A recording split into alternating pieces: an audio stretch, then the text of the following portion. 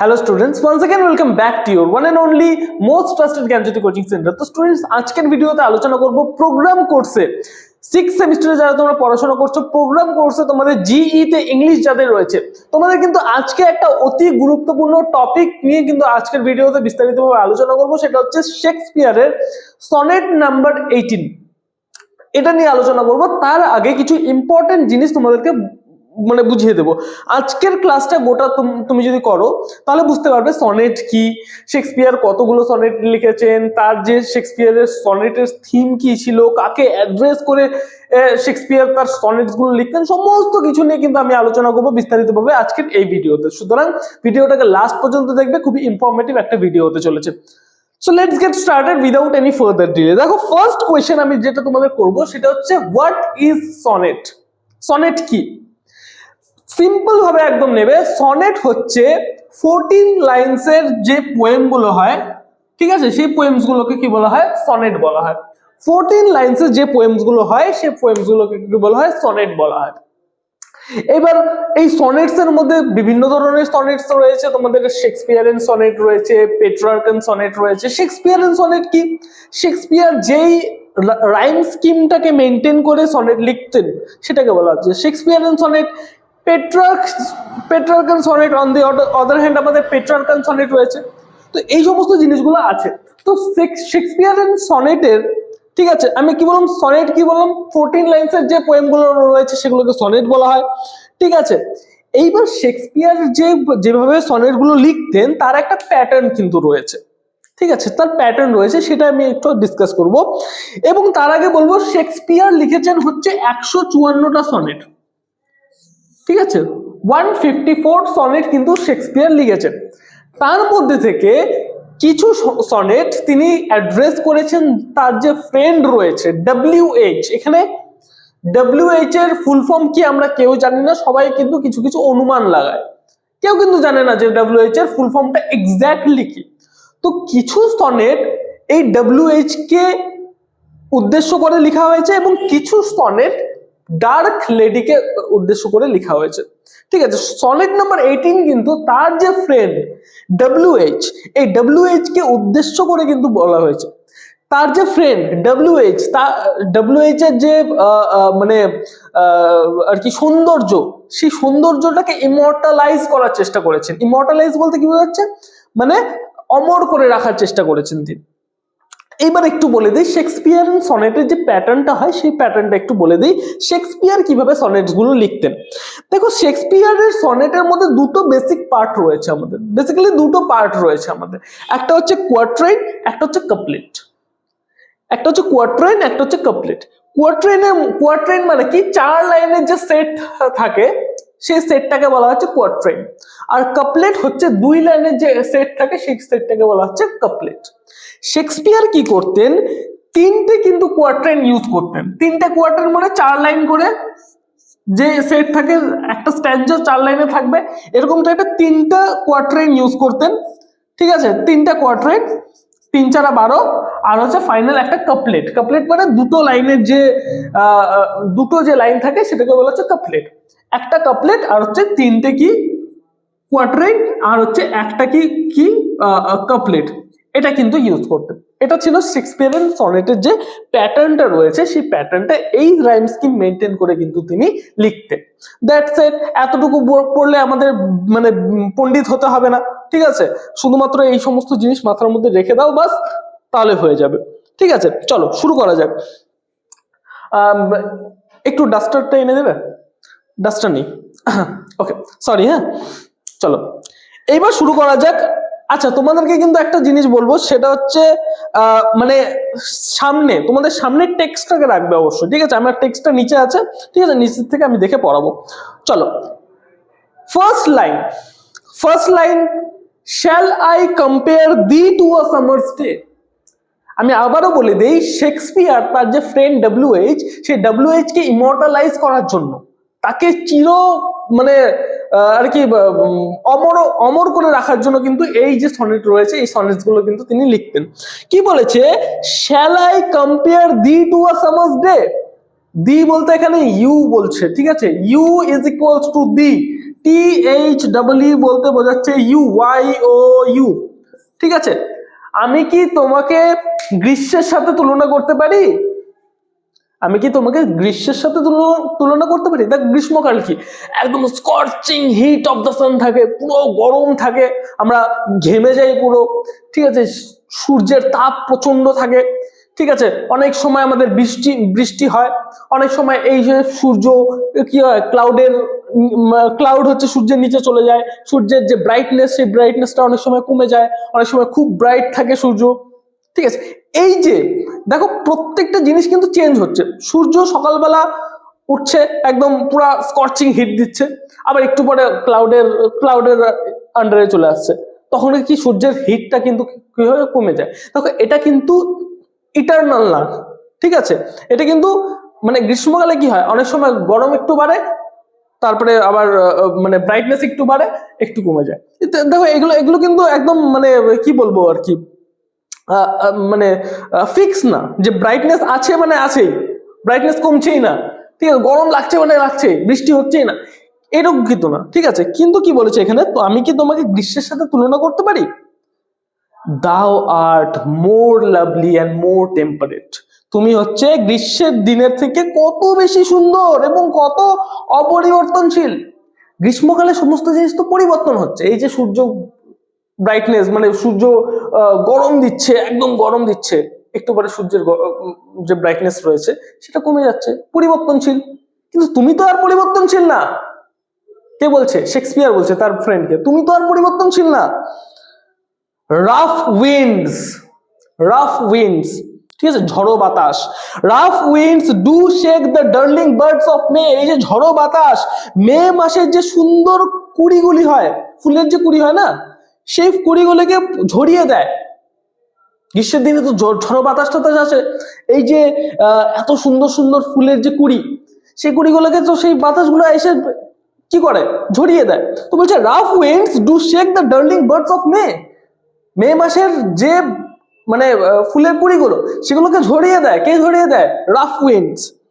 And summer's lease hath all too short a date, বলছে এবং গ্রীষ্মকালের মেয়াদ কিন্তু খুবই অল্প দিনের জন্য। গ্রীষ্মকালের মেয়াদ বেশি দিন থাকে না, অল্প দিনের জন্য। Sometime too hot the eye of the heaven shines, বলছে মানে কিছু কিছু সময় মাঝে মাঝে সূর্য মানে এই যে আই অফ দ্য হেভেন বলতে কি বোঝাচ্ছে এখানে, হেভেন, হেভেনের আই বলতে কি বোঝাচ্ছে, সূর্য। এই সূর্য অনেক সময় খুব উত্তপ্ত থাকে, খুব উত্তাপ দেয়, ঠিক আছে। and often his gold complexion dimmed, কিন্তু কি হয় প্রায়শই তার যে সোনালী রং, সোনালী রং বলতে কি বোঝাচ্ছে, এই যে সূর্যের যে কালার যখন হয় না পুরো গোল্ডেন হয়ে যায়, যখন রোদ্দুর থাকে গোল্ডেন হয়ে যায় চারিদিক। তো বলছে often his gold complexion dimmed, ঠিক আছে, প্রায়শই তার যে সোনালী রং সেটা ফিকে হয়ে যায়। by chance or nature's changing course untrimmed, বলছে আচ্ছা তার আগে একটা লাইন আছে, সেটা হচ্ছে every fair from fair sometime declines, বলছে প্রতিটি সুন্দর থেকে সুন্দর জিনিস, ভেরি ভেরি ইম্পর্টেন্ট লাইন একটা, এভরি ফেয়ার ফ্রম ফেয়ার, প্রত্যেকটি সুন্দর থেকে সুন্দর জিনিস তার কিন্তু পতন ঘটে। একটা সুন্দর গোলাপ, ঠিক আছে, তুমি তোমার বিলাভেটের জন্য একটা গোলাপ ফুলের দোকান থেকে গোলাপ নিয়ে আসলে, ঠিক আছে, যে তাকে আজকে প্রপোজ করতেই হবে, ঠিক আছে, কিন্তু বাই চান্স সে তোমার যে বিলাভেট, তোমার যে আর কি যাকে গার্লফ্রেন্ড বানাতে যাচ্ছ, ঠিক আছে, সে হয়তো আসলো না ওই দিন, তুমি কি করছো, পরের দিন সেই গোলাপটি নিয়ে গিয়ে তুমি আবার বলছো, কিন্তু গোলাপের যে সৌন্দর্যতা সেটা তো আর বজায় থাকবে না, সেটা তো চেঞ্জ হয়ে যাবে, ঠিক আছে, এটা তো পরিবর্তনশীল গোলাপের সৌন্দর্যটা। বলছে by chance or nature's changing course untrimmed, বলছে every fair from fair sometime declines, প্রত্যেকটি সুন্দর থেকে সুন্দর জিনিস কি হয়, ডিক্লাইন হয়ে যায়, ঠিক আছে, তার সৌন্দর্য কিন্তু হারায়, প্রত্যেকটা সুন্দর থেকে সুন্দর জিনিস। By chance or nature's changing course untrimmed, বলছে দুর্ভাগ্যবশত বা প্রকৃতির পরিবর্তনশীল নিয়মে, ঠিক আছে, সব কিছু কিন্তু কি করে দেয়, অগোছালো করে তোলে, ঠিক আছে, বোঝা গেল। পরের স্ট্যান্ডায় আসি, বাট কিন্তু দাই ইটারনাল সামার, ঠিক আছে, তোমার যে চির শাশ্বত যে যৌবন, thy eternal summer shall not fade, তোমার যে সামার, তোমার যে গ্রীষ্মকাল, সেটা কোনোদিনও ফিট হবে না, কোনোদিনও ফেড হবে না, ঠিক আছে। Not lose possession of that fear দাও ওয়েস্ট, তুমি তোমার ধারণ করা সৌন্দর্য সম্পত্তি কখনোই কিন্তু তুমি হারাবে না। তুমি তোমার সৌন্দর্য, তুমি কখনো তোমার সৌন্দর্য তুমি হারাবে না। কারণ কি? কারণ হচ্ছে শেক্সপিয়ার তার যে সনেট রয়েছে, তার সনেটের মধ্যে কিন্তু সেই যে WH, তার যে ফ্রেন্ড, সেই ফ্রেন্ড লাভলি ইউথ, সে তাকে কিন্তু কি করেছে, অমর করে রেখেছে। দেখো তার কথা কিন্তু আমরা এখনো পড়ছি, সে কিন্তু এখনো আমাদের চোখে জীবিত আছে। সেটাই বলেছিল, তোমার সৌন্দর্য কোনোদিনও ফেড হবে না। সেই সামার চলে গেছে, এখন আমাদের উইন্টার, দেখো সোয়েটার পরে আছি, সামার চলে গেছে, উইন্টার চলে আসছে, কিন্তু আমরা স্টিল WH কে পড়ে যাচ্ছি, WH কে স্টিল পড়ে যাচ্ছি আমরা, ঠিক আছে।